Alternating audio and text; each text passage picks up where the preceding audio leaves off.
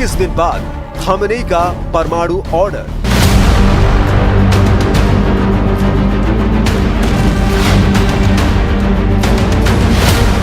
Iran Israel से जुड़ी सबसे बड़ी खबर से पर्दा उठ चुका है। 21 दिन बाद ईरान के सुप्रीम लीडर अली खामेनेई जिस तरह से तेहरान में सबके सामने आए हैं, उसने इजराइल और अमेरिका के होश उड़ा दिए हैं। ईरानी और पश्चिमी मीडिया में खामेनेई के प्रकट होने को ईरान के एटम बम से जोड़कर देखा जा रहा है। दावा किया जा रहा है कि जिस तरह से इजराइल, अमेरिका और पश्चिमी देशों की खुफिया एजेंसियां 21 दिन तक खामेनेई का पता नहीं लगा पाई, ठीक उसी तरह से बहुत जल्द ईरान का एटम बम दुनिया के सामने आने वाला है। दावा किया जा रहा है कि ईरान के बचे हुए टॉप सैन्य कमांडरों और परमाणु वैज्ञानिकों ने हिसाब लगा लिया है कि इजराइल के वजूद को खत्म करने के लिए 3 से 5 एटम बम की जरूरत पड़ सकती है। इधर अमेरिका ने ईरान के परमाणु खतरे को देखते हुए इजराइल को 7000 बंकर बस्टर बम भेज दिए। खबरें ये भी है कि ईरान के परमाणु ठिकानों पर हमला करने के लिए अमेरिका अपने B-2 बमवर्षक इजराइल को दे सकता है। साथ ही कम से कम 100 GBU-57 बंकर बस्टर बम भी इजराइल भेज सकता है। लेकिन इधर ईरान को रूस और चीन से एयर डिफेंस सिस्टम, लड़ाकू विमान और कुछ खास तरह की मिसाइलें मिलना शुरू हो चुकी है, जिसने इजराइल और अमेरिका को हैरान और परेशान कर दिया है। यही वजह है कि खामेनेई के सामने आने के बाद से दावा किया जा रहा है कि मुहर्रम के बाद ईरान इजराइल पर बहुत बड़ा मिसाइल हमला कर सकता है। हम आपको दिखाने जा रहे हैं कि 21 दिन तक खामेनेई की तेहरान में एंट्री को लेकर बम धमाकों से क्यों जोड़ा जा रहा है। इसके साथ ही ईरान के परमाणु ठिकाने फोर्दो और नतांज पर भारी मशीनें बेहद तूफानी रफ्तार से किस मिशन में लगी हुई है। हम सबसे पहले आपको दिखाते हैं कि ईरान की परमाणु तैयारी कितनी है और कहां-कहां एटम बम बनाने के दावे किए जा रहे हैं।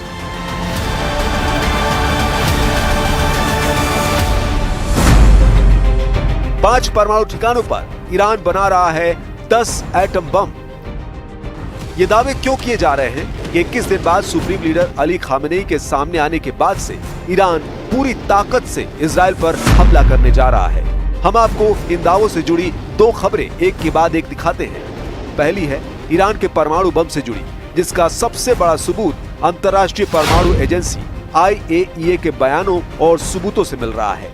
हम आपको बता दें, 22 जून को अमेरिका ने ईरान के 3 परमाणु ठिकानों फोर्दो, नतांज और इस्फहान पर भयंकर हमले B-2 बमवर्षकों से किए थे, जिसमें दावा किया गया था कि ईरान के 3 परमाणु ठिकाने पूरी तरह से तबाह हो गए।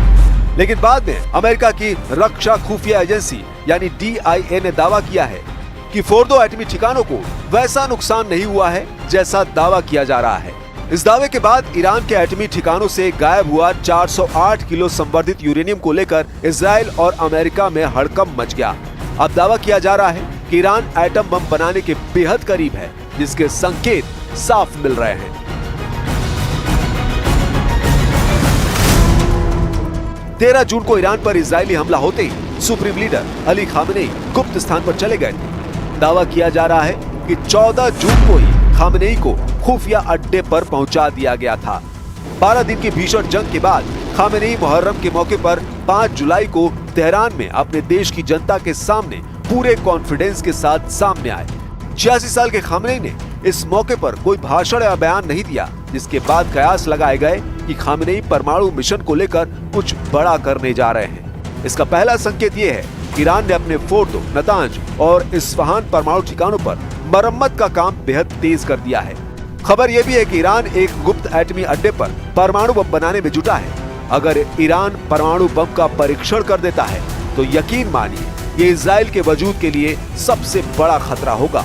रिपोर्ट के दावों के मुताबिक ईरान 3 से लेकर 5 एटम बम से इजराइल को तबाह कर सकता है। दावा किया जा रहा है कि ईरान को प्रत्येक गन टाइप डिवाइस के लिए 75 से 120 पाउंड के बीच अत्यधिक समृद्ध यूरेनियम की आवश्यकता होगी। दावा किया जा रहा है कि फतह-1 ठोस ईंधन वाली हाइपरसोनिक मिसाइल से एटमी हथियार इजराइल पर दागे जा सकते हैं। दावा किया गया है इजराइल को कवर करने वाली बैलिस्टिक मिसाइल ढाल यानी एयर डिफेंस ईरान की फतह-1 मिसाइल को रोकने में असमर्थ है। यानी ईरान परमाणु हथियार से लैस फतह-1 मिसाइल से 100% अपने टारगेट को तबाह कर सकती है। अगर ऐसा हुआ तो ईरान इजराइल पर 3 से 4 परमाणु मिसाइलें दाग सकता है, जो इजराइल के वजूद पर भारी पड़ सकती है।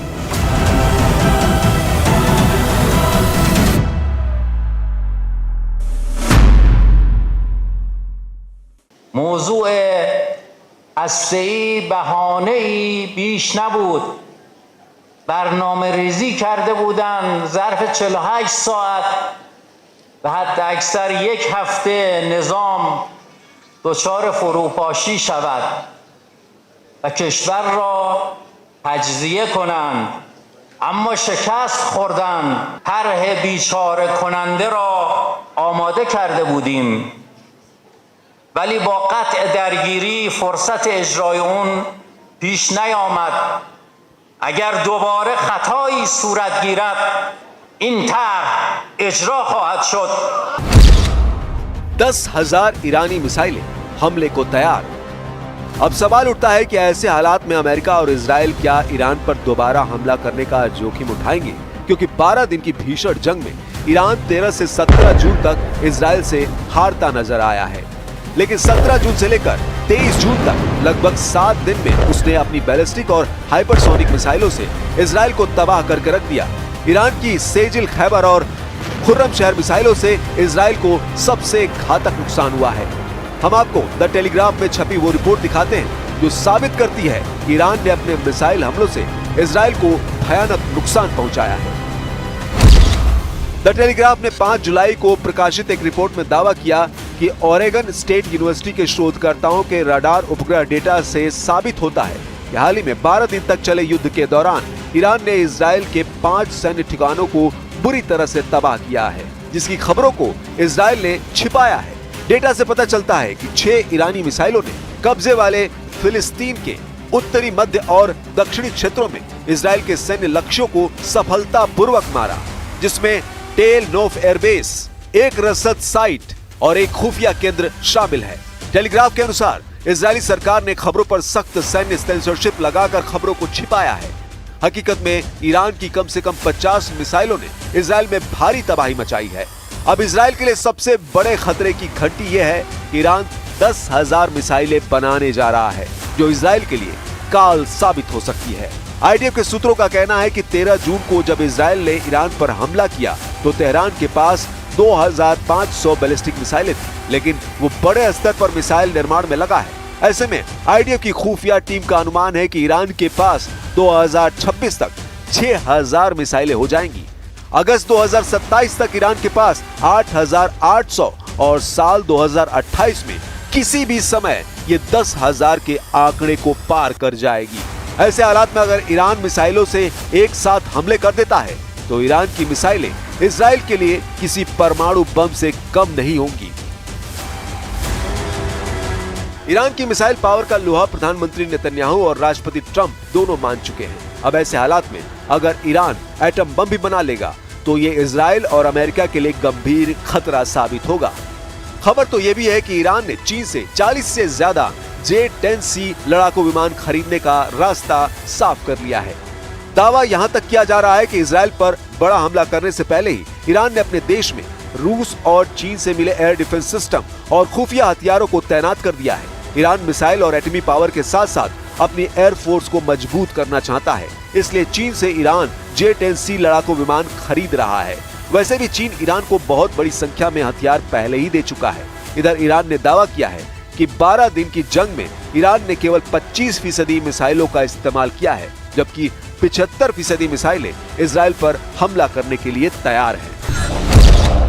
इजराइल के रिटायर्ड मेजर बी का दावा, ईरानी मिसाइलों ने किए घातक हमले। अब आप जरा वीडियो को देखिए जिसमें इजरायली सेना के रिटायर्ड पायलट अपनी पीठ कैमरे की तरफ करके ईरानी मिसाइल के हमलों के बारे में बता रहा है। इजरायली पायलट का नाम नहीं बताया गया है, उसे गुप्त नाम बी दिया गया है।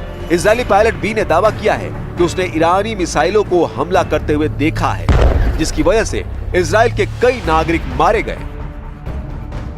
On one of my flights, I saw the ballistic missile, or one of the several, that left the Iranian surface-to-surface missile, traveled through the atmosphere, and ended up hitting the surface in Israel, but not only any surface. This missile landed within a heavily dense civilian city, a very well-known city in Israel. And from the skies, I saw it explode between the buildings, impacting the buildings. I couldn't tell from the sky if it actually hit the building or no. I had to first land and open up the news to understand that several Israeli civilians were murdered from this one Iranian ballistic missile. And this is only one of the several that had an impact on civilians in Israel. हम आपको बता दें 13 जून को Israel ने Iran पर अपने 200 fighter jet से भयानक हमले किए। 13 और 14 जून को इजरायली सेना ने ईरान के 5 शहरों पर एक साथ हमले किए, जिसमें सबसे बड़े और घातक हमले तेहरान पर किए गए हैं। इजराइल के इन हमलों में ईरान के 60 कमांडर और वैज्ञानिकों को एक झटके में मार दिया गया है। लेकिन 17 जून से लेकर 23 जून तक ईरान ने इजराइल पर ऐसा भीषण मिसाइल और ड्रोन हमला किया जिसने इजराइल की बुनियाद हिला दी। इजराइल की राजधानी तेल अवीव, बंदरगाह शहर हाइफा और बीर शेबा जैसे शहरों में ईरान की बैलिस्टिक मिसाइलों ने भयानक तबाही मचाई है। खुद इजरायली मीडिया ने खबर छापी है कि इजरायली सरकार के मुताबिक ईरान के हमलों में इजराइल में 30,000 इमारतों को नुकसान पहुंचा। ये वाकई में इजराइल पर ईरान का घातक हमला साबित हुआ है। लेकिन 24 जून को सीज फायर के बाद जिस तरह से ईरान पर फिर हमले की तैयारियां हो रही हैं, उसको लेकर बड़े खुलासे हुए हैं। तेहरान विश्वविद्यालय में राजनीति विज्ञान डिपार्टमेंट के HOD इब्राहिम मुत्ताकी ने एक टीवी कार्यक्रम में बड़ा दावा किया है। ईरान इंटरनेशनल की रिपोर्ट के मुताबिक तेहरान विश्वविद्यालय के राजनीति विज्ञान डिपार्टमेंट के HOD इब्राहिम मुत्ताकी ने एक टीवी कार्यक्रम पर बोलते हुए इस बात का दावा किया है। मुत्ताकी का कहना है कि हमारे पास जो सबूत उपलब्ध हैं, उसके मुताबिक इजराइल अमेरिकी मदद के साथ एक सप्ताह के अंदर ही ईरान पर बहुत ही भयानक और विनाशकारी हमला करने जा रहा है। मुत्ताकी ने दावा किया है कि ईरान के साथ 12 दिनों तक चले युद्ध के बाद युद्ध विराम किया जाना एक चाल है। इस युद्ध विराम का इस्तेमाल करके अमेरिका और इजराइल एक बार फिर से अपनी सेना को तैयार करके हमला करना चाहते हैं। मुत्ताकी ने ईरानी अधिकारियों से युद्ध विराम को बहुत गंभीरता से नहीं लेने का आह्वान करते हुए चेतावनी दी है कि इजरायली हमलों का लक्ष्य इस बार भी ईरानी अधिकारी ही होंगे। לבשר לכם שנפתחו, כפי שאתם בוודאי יודעים, נפתחו הרבה הזדמנויות עכשיו, בעקבות הניצחון הזה, הרבה מאוד הזדמנויות. ट्रंप नेतन्याहू के खिलाफ ईरानी फतवा।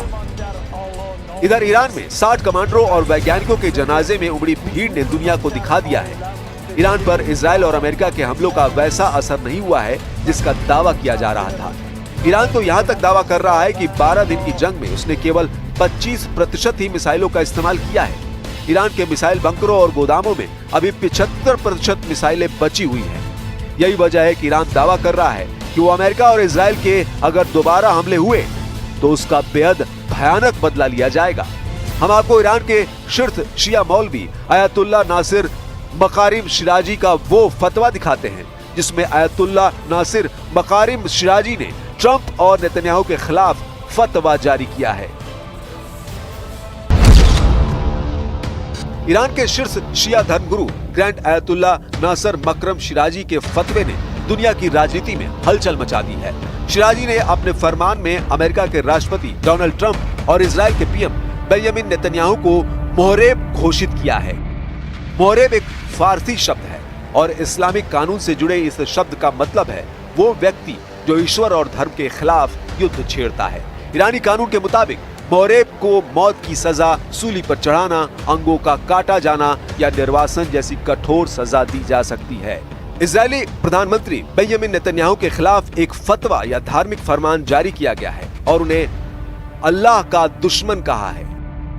ग्रैंड आयतुल्ला नसीर मकारिम शिराजी ने फतवे में दुनिया भर के मुसलमानों से एकजुट होने और इस्लामी गणतंत्र नेतृत्व को धमकी देने वाले अमेरिकी और इजरायली नेताओं को गिराने का आह्वान किया है। फतवे में यह भी कहा गया है जो कोई भी मुसलमान इन दुश्मनों का समर्थन करता है वो हराम कार्य कर रहा है। जो भी मुसलमान अपने धार्मिक कर्तव्य निभाते हुए इन दुश्मनों के खिलाफ संघर्ष करता है वो खुदा के रास्ते का योद्धा है। अब ऐसे हालात में अगर ईरान एटम बम बना लेता है तो ये निश्चित है कि ईरान हर हाल में इजराइल पर परमाणु हथियारों से हमला जरूर करेगा।